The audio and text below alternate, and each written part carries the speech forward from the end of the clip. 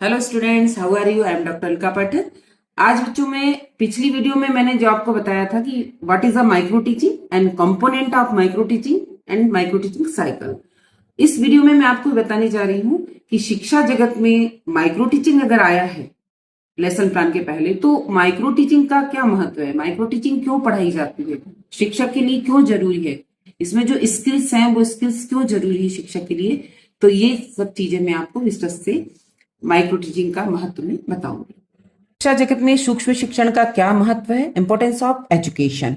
यानी शिक्षा जगत में मैं बताना चाहूंगी कि जो माइक्रो टीचिंग मैंने पिछली वीडियो में बताया कि क्या होती है, उसके कौन से कंपोनेंट है, कौन सी साइकिल है।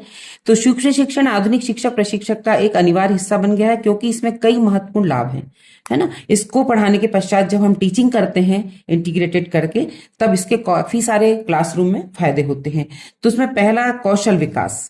यह शिक्षक को एक समय में केवल एक शिक्षक कौशल पर ध्यान केंद्रित करने और उसे प्रभावी ढंग से विकसित करने में मदद करता है। कैसे कि कौशल विकास मतलब अगर टीचर के अंदर कोई स्किल्स नहीं है, मान लीजिए कक्षा में बच्चा कुछ पूछ रहा है और हम उसको डांटे ना, उससे प्रॉम्प्ट करें, तो ये स्किल के तहत सिखाया जाता है ताकि टीचर उसको अपने में विकसित करे और वो क्लास में उसको अप्लाई करे। दूसरा है जटिलता में कमी।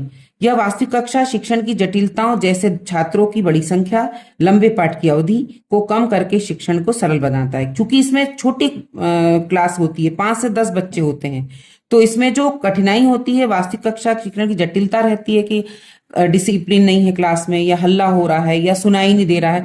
इस टाइप की जो जटिलताएं होती हैं वो माइक्रो टीचिंग में कम हो जाती है, क्योंकि छोटी क्लास होती है। ओके, देन तत्काल सुधार।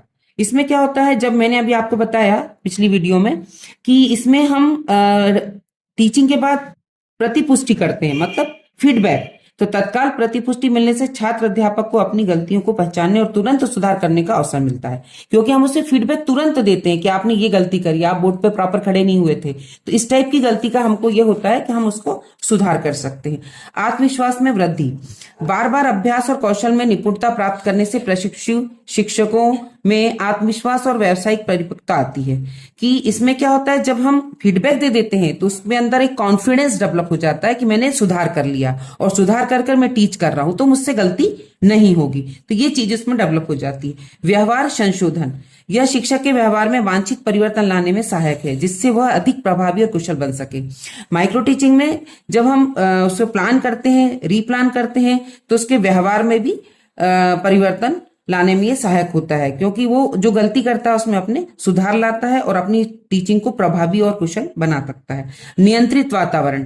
यह एक नियंत्रित और सुरक्षित वातावरण प्रदान करता है, जहां प्रशिक्षु बिना किसी बड़े जोखिम के नए शिक्षण तरीकों में का प्रयोग कर सकते हैं। इसमें क्या होता है, एक कंट्रोलिंग रूम में 5 से 10 से बच्चे क्लास में बैठे हैं, एक शांत वातावरण है, और प्रशिक्षु बिना किसी बड़े जोखिम के, मतलब कोई डर नहीं, कुछ नहीं, मतलब स्वतंत्र होकर स्वच्छंद होकर पढ़ाते हैं। तो एक नियंत्रित एक वातावरण में वो पढ़ाते हैं, तो उसका जो रिस्पांस होता है वो प्रॉपर मिलता है और हम सीख पाते हैं। सूक्ष्म शिक्षण भावी शिक्षकों को वास्तविक कक्षा के लिए तैयार करने का एक शक्तिशाली वैज्ञानिक तरीका है। तो माइक्रो टीचिंग जो है, जो मैंने बताया आपको कि माइक्रो टीचिंग का जो महत्व है शिक्षा जगत में, किसमें जो स्किल्स सिखाई जाती है उससे टीचर अपने टीचिंग को प्रभावी बनाने में अपने को हेल्प पाता है और अपनी टीचिंग को इफेक्टिव बना सकता है। आज के लिए इतना ही बच्चों, थैंक यू सो मच।